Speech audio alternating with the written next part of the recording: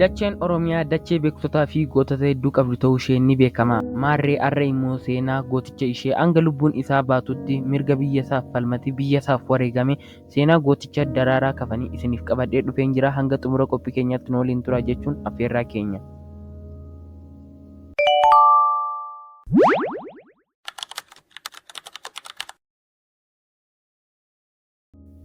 Jaal Daraaraa Kafaniin bara 1927 godina Shawaa Lixaa Aanaa Amboo ganda Hidhabuu Gaattiraa iddoo addaa Umbii jedhamtutti abbaa isaa obbo Kafanii Firdii fi haadha isaa aadde Nagarii Gambee irraa gosaan Abeebee Booranaa warra gootaa fi seenaa guddaa qaban keessaa tokko ta'uun dhalate.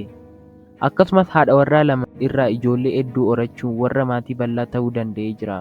Maarree ijoollee isaa keessaas Abbabachi Daraaraa weellistuu beekamtuudha. Sirboota ishee keessaa Baluunji inni jedhu uummata biratti fudhatama argachuu danda'ee ture.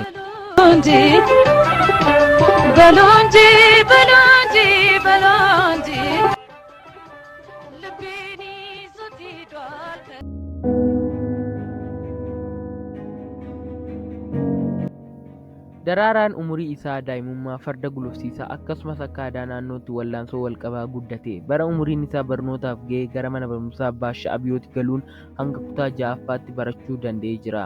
Haa ta'u malee jireenya isaa jijjiiruuf jecha barnoota isaa addaan kutuun gara naannoo Sidaamaatti imaluun hojii dhuunfaa hojjechaa ture. Osoo haala kanaan jiruu sababa dhukkubsateef gara magaalaa Adaamaatti imale. Akka Adaamaa galeenis hojii qonnaa fi daldala irratti bobba'ee dinagdeen fagaachuun cinatti eenyummaa fi rirriittaa mootummaa oliitiin qabsoo eegale. Daraaraan mootummaa Abbaa Irree Haayila Sillaasee Dargii fi Wayyaanee jibba eenyummaa Oromoo kabachiisuuf falmii jalqabe. Sabboonummaan isaas yeroodhaa gara yerootti cimaa deeme. Hoteela, suuqii fi dhaabbilee daldalaa qabus qabsoo Oromoo cimsuuf oolchaa ture. Afaanota hedduu danda'uu fi ilaalcha saba walqixxeessuutiin namoota hedduu miira keessa galche. Bara 1964 haati manaa isaa aadde Assagadachi Balaayinee aartiist Abbabachi Daraaraa boqotte. Sababa kanaatiin Daraaraa gadda guddaatu itti dhaga'ame. Adaamaa gadi lakkisee gara Shawaa Lixaa Aanaa Tokkee Kuttaayee akka imaluuf sababa ta'e.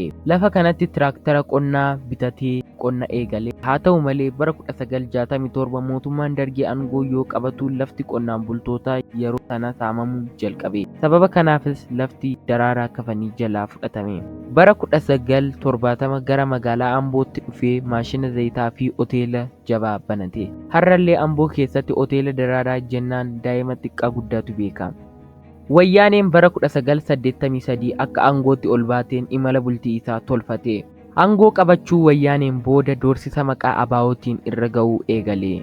Inni garuu sodaa tokko malee akka ABO deeggaru labsaa deeggarsa meeshaa gochuu eegale. Mootummaan Wayyaanee garaagarummaa siyaasaa sobaan mul'isaa Daraaraa irratti doorsisaa fi gocha garaa jabinaa raawwataa turte. Dhimmoota ijoo akka ijaarsa buufata fayyaa, mana barumsaa fi daandilee keessatti shoora olaanaa taphachuu isaatiin uummata biratti jaalatamummaa guddaa horate. Wayyaaneen gocha isaa sodaattee ajjeesuuf murteessite.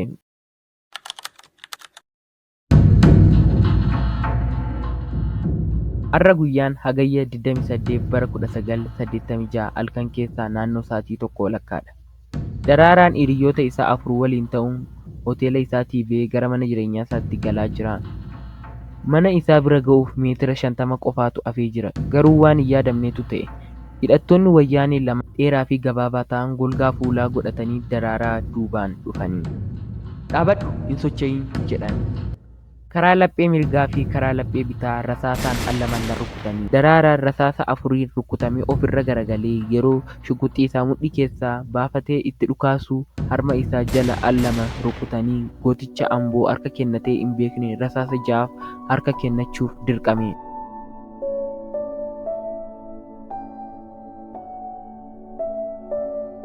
Daraaraa ajjeesuun duratti yeroo adda addaatti itti dhaadachaa turanii. Ni duuta si ajjeesna qabsoo kana dhiisi jechuun isa doorsisaa turanii. Inni garuu ani du'eef kaayyoo fi qabsoon Oromoo duubatti hin deebi'u yoon dees saba koof du'uun anaaf kabajadha jechuun sodaa tokko malee isaaniif deebisaa ture. Daraaraa ajjeesuun isaanii Amboo mataa gadi cabsa jedhanii yaadanii turanii. Dubbiin garuu faallaa fakkaata. Amboon mataa gadi cabde osoo hin taane xiiqiidhaan akka duubatti hin deebinetti falmuu eegalte. Qeerroo fi qarreen Amboo hanga gumaa daraaraa baasnutti gad hin teenyu jechuun wayyaaniitti abidda qabsiisanii.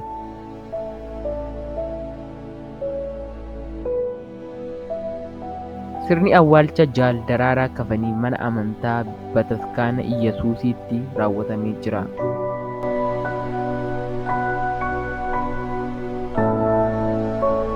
Daawwattoota keenya viidiyoon keenya irraa kana fakkaataa ture. Yaada qabdan komentii irra nuuf kaa'a. Akkasumas viidiyoon keenya kun namoota hedduu bira akka nuuf ga'uuf laayikii godhaa. Galatooma.